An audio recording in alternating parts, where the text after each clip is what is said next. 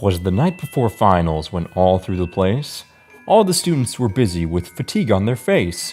The devices were plugged in by outlets with care, because all their batteries had no juice to spare. The couples were nestled all snug in their seats, while those all around them thought them too sickly sweet, and colleagues with laptops and me with one too, waited at help desks for something to do. When out in the chairs there arose such a fuss, I readied for questions for me to discuss.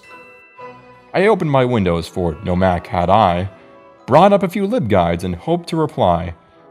The student looked fearful with crestfallen face, a luster of worry o'er ending his race. When what to my wondering eyes should appear, but a well-thought-out topic, not vague or unclear. With little old tricks that I learned on the way, I knew in a moment I could make his day.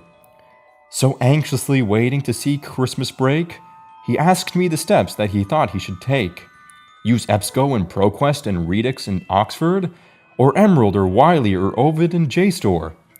To the top of my list, to the head of the class, a student this brainy should not fear to pass. As glad students who see a cancelled final smile, he smiled and he sighed, more than he had in a while.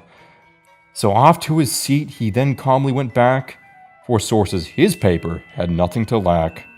And I watched with contentment, but heard a faint sound that caused me to stop short and then look around. As I knew there were others that could need my aid, a librarian does this as part of his trade.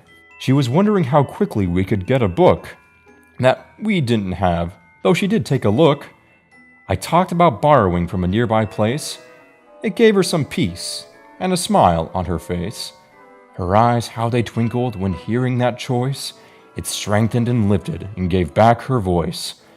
"That's great news," she said, "and I'm so glad I asked." I said, "Learning to do that is part of the task." The next one I saw came with grimacing teeth. The worry it encircled his head like a wreath. He had a large bag, that I couldn't deny, that made quite a noise when he dropped it nearby.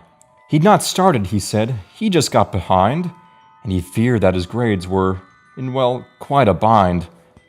A calming demeanor and a nod of my head soon gave him to know that he had nothing to dread. He spoke nary a word, but just gave me his guide, and said all instructions I'd find there inside. And laying my fingers on top of my keys, I found a few books, and he said, "I'll take these. Before classes end, know that we're here to give aid. We're happy to help, for it's why we're paid. And our wishes to you as vacations take flight, a Merry Christmas to all, and to all a good night."